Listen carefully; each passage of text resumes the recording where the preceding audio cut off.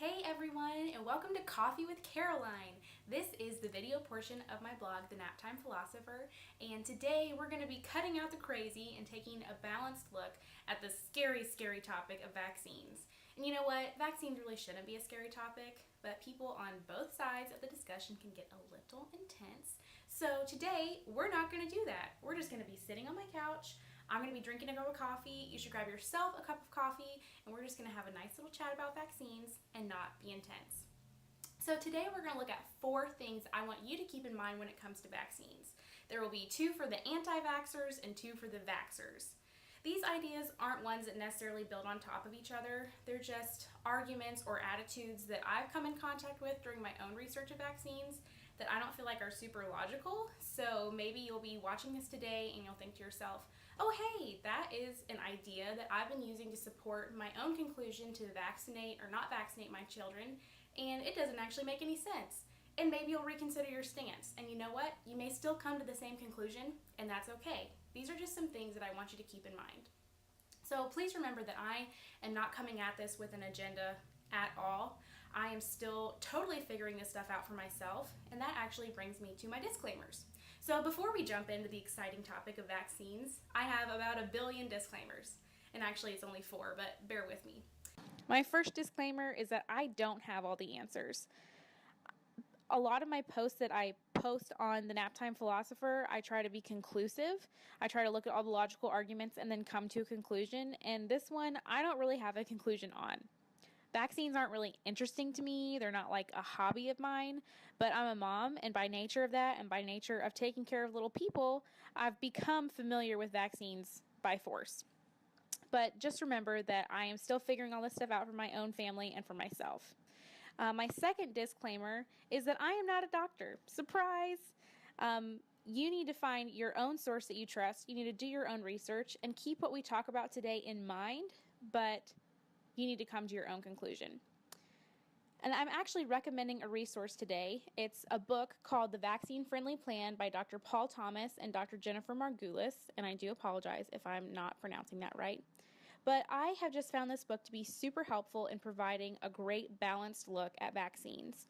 Dr. Thomas grew up in Rhodesia, which is now called Zimbabwe, in the 1960s.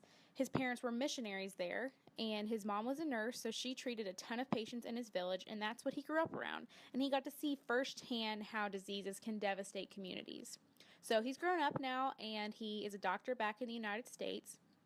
And when he first started out as a doctor, he was very pro-vaccine because of everything that he saw in Rhodesia. But he noticed that even with the modern medicine that we have in the United States, American children were not as healthy as they should be. So he started doing his own research, and even from a pro-vaccine perspective, he started to notice that a lot of kids are having adverse reactions to vaccines in the way that they're administered in conjunction with the American lifestyle of, processed foods or genetically modified produce, the list goes on. So he created an alternative vaccine schedule that he partners with a healthy lifestyle, and he calls it the vaccine protocol. Now, currently, the CDC reports that 1 in 48 children have autism. And Dr. Thomas has a practice of 11,000 children. And about 1,000 of those children have been born into his practice since 2008, and their parents follow the vaccine protocol. And of those 1,000 kids, he has seen 0 new cases of autism. So that's just a quick synopsis of Dr. Thomas, and the book goes into way more detail and is a lot more in-depth, but I just really recommend that you get this book and you look into it. I've actually included links for you to get your own copy of the book here on YouTube, as well as on the original blog post at thenaptimephilosopher.wordpress.com. And that actually leads me to disclaimers 3 and 4. So disclaimer number 3 is that I haven't finished reading the book.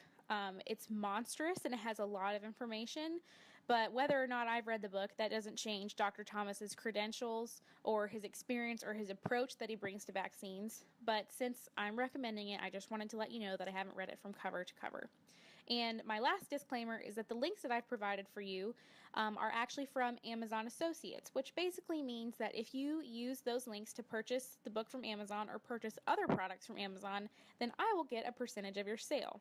And making money is always exciting, but I just wanted to let you know that even if I do make some money off your sale, that is not at all why I'm promoting the book. I'm promoting it because I think it's an excellent resource, and making money is just a fun little bonus.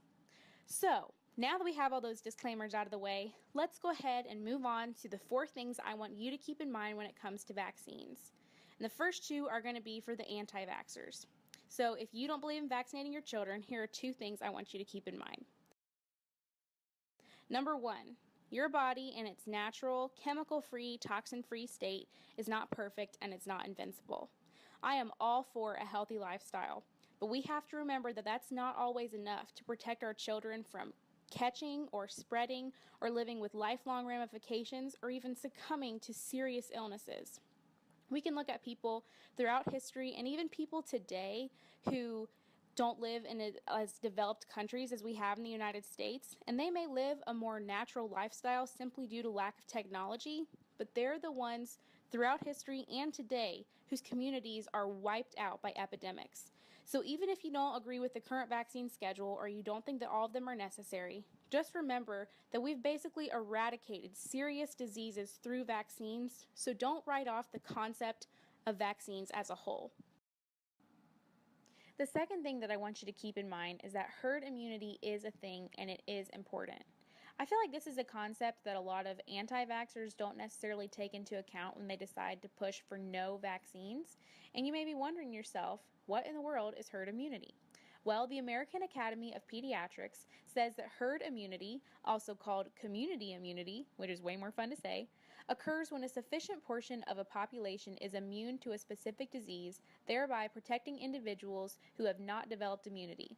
The greater the proportion of a population that is immune or less susceptible to disease, the lower the probability that a susceptible person will come in contact with an infectious person. If a sufficient number of people or herd are immune, the infection will no longer circulate.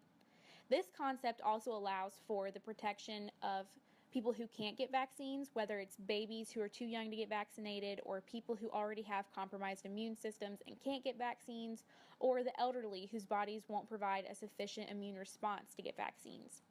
Herd immunity is what stops diseases from spreading like wildfire. So if you're an activist or just a really outspoken proponent against vaccines, please push for a change in vaccines, not for a complete removal of them.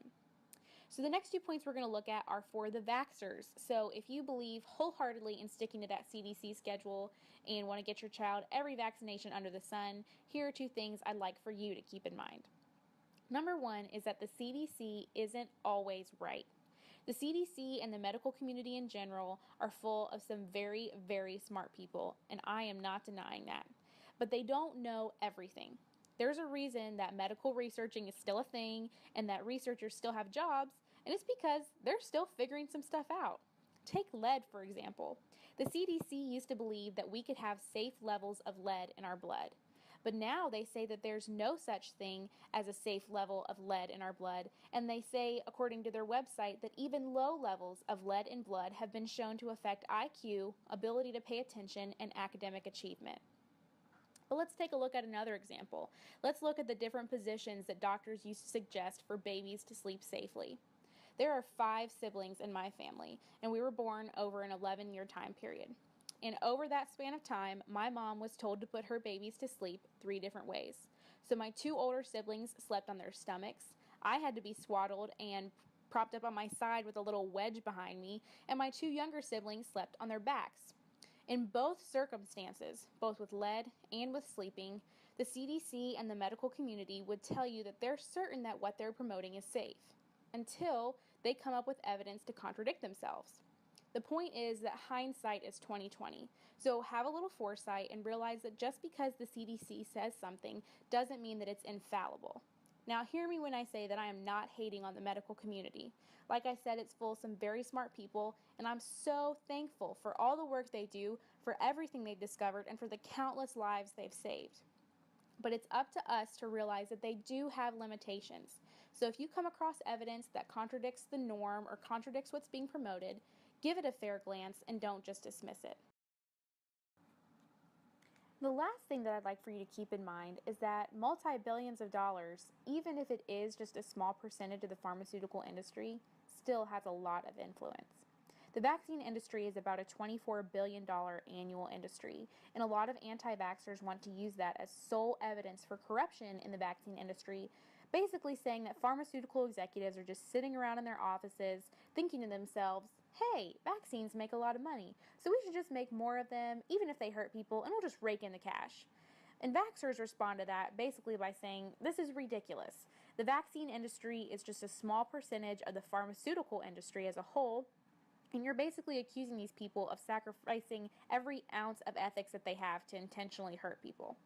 But what we have to take into account is that money, and multi-billions of dollars at that, usually muddies the water. If you're part of a multi-billion dollar industry, it might just make it easier to just not look at evidence that contradicts the effectiveness of your product. Or it might make it easier to promote vaccines that aren't really necessary. And maybe, just in some cases, it might make it easier to cover up evidence that contradicts your product, or ridicule or even silence those who try to bring it up. Now, granted, these are all hypothetical situations, but they are far from outside the realm of possibility. After all, it would not be the first time that money has corrupted a position of power. So there you have it, 4 things I want you to keep in mind when it comes to vaccines. And actually, there's one more thought that I want to leave you with. I know I said this post wasn't conclusive, and from a vaccine perspective, it isn't. But from a life perspective, I do have a conclusion, and here it is. We do have the responsibility to look after the physical well-being of our children. Their bodies and our bodies are temples, and they need to be taken care of, and that should be a priority. But that can't be our number 1 priority. As Christian parents, our number 1 priority should be to teach our children to love the Lord and to love others and to train them up in the way they should go so that when they're old, they won't depart from it. Because you know what? You can eat all the whole grains and the non-GMO produce in the world, but your children can still grow up to be unkind. Or you can be super healthy, but they could still get cancer or be lost in a car accident and maybe without a relationship with Jesus. If you don't make the Lord the number 1 priority in your home, then you can eat all the organic butter you want, but your children will still be lacking. So no matter what your take is on vaccines, if you're a Christian parent, make the Lord the number 1 priority in raising your children. Thank you so much for joining me today. If you found this video to be helpful or maybe just entertaining, please be sure to like it and share it on social media. And please also be sure to check out my new free resources page on my blog at thenaptimephilosopher.wordpress.com. I have a new free download just for you. It's a cute little printout called the 4 Characteristics of Truth that you can put on your refrigerator or your bulletin board as a practical daily reminder for you and your family to look at every circumstance through the lens of truth. So if you could like and share this video on social media and be sure to get your free copy of the 4 Characteristics of Truth, that would be awesome. Thanks, guys.